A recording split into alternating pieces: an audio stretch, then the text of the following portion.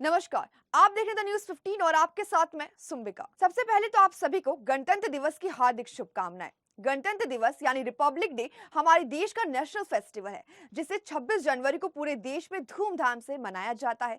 इस दिन हमारे देश का संविधान लागू हुआ था, लेकिन क्या आपको पता है हमारे देश का संविधान 26 नवंबर 1949 में ही बनकर तैयार हो गया था। फिर इसे लागू करने के लिए 26 जनवरी की तारीख का इंतजार क्यों किया गया? संविधान को लागू करने के लिए 26 जनवरी की तारीख का चुनाव करने के पीछे एक खास वजह है। बहुत कम लोग जानते हैं कि देश में पहली बार गणतंत्र दिवस 26 जनवरी 1930 को मनाया गया। दरअसल 31 दिसंबर 1949 को कांग्रेस के लाहौर सेशन में जवाहरलाल नेहरू की अध्यक्षता में एक प्रस्ताव पारित हुआ था।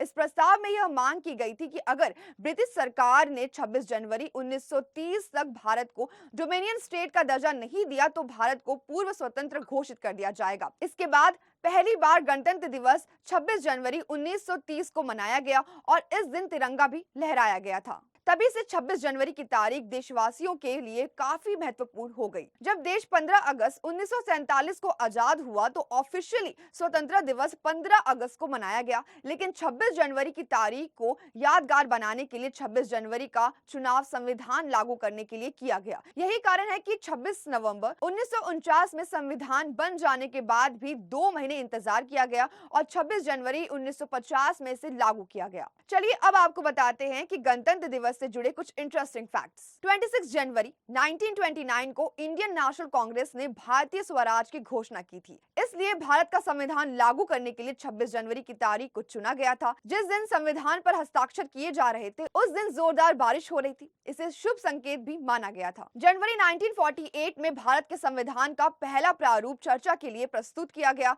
4 नवंबर 1948 को चर्चा शुरू हुई और 32 दिनों तक चली।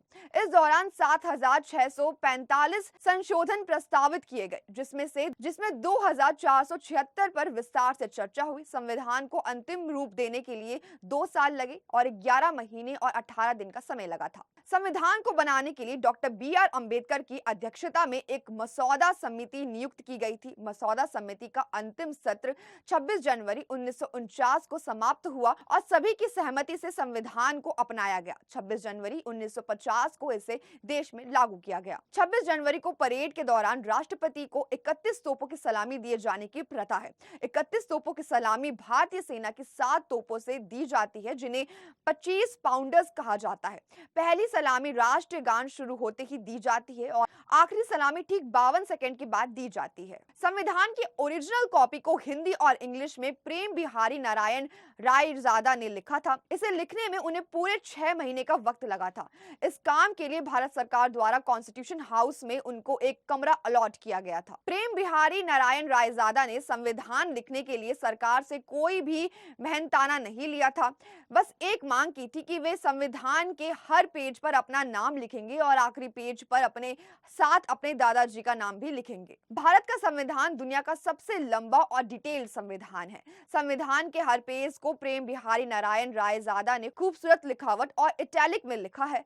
जब संविधान लागू हुआ तब इसमें कुल 395 आर्टिकल और 8 एक्ट थे और यह संविधान 22 भागों में बटा हुआ था। 26 जनवरी की परेड के दौरान हर साल किसी न किसी देश के राष्ट्रीय अध्यक्ष यानी कि हेड ऑफ स्टेट को गेस्ट के रूप में बुलाया जाता है। 26 जनवरी 1950 को आयोजित पहली परेड में गेस्ट के रूप में इंडोनेशिया के राष्ट्रपति डॉक्टर सुकार्नो को आमंत्रित किया गया था। 1950 से 1944 तक गणतंत्र दिवस इरविन स्टेडियम, जिसे अब नेशनल स्टेडियम कहा जाता है, किंग्सवे, लाल किला और रामलीला मैदान तक आयोजित किया जाता था। 1955 से गणतंत्र दिवस प्रोग्राम राजपथ पर आयोजित किए जाने लगा। साथ ही 1955 में राजपथ पर आयोजित पहले परेड में गेस्ट के रूप में पाकिस्तान के गवर्नर जनरल मलिक गुलाम मोहम्मद को आमंत्रित किया गया था। गणतंत्र दिवस एक 3 दिवसीय राष्ट्रीय त्योहार है जो 29 जनवरी को बीटिंग रिट्रीट प्रोग्राम के साथ समाप्त होता है। 26 जनवरी 1965 को हिंदी को भारत की राष्ट्रीय भाषा घोषित किया गया था।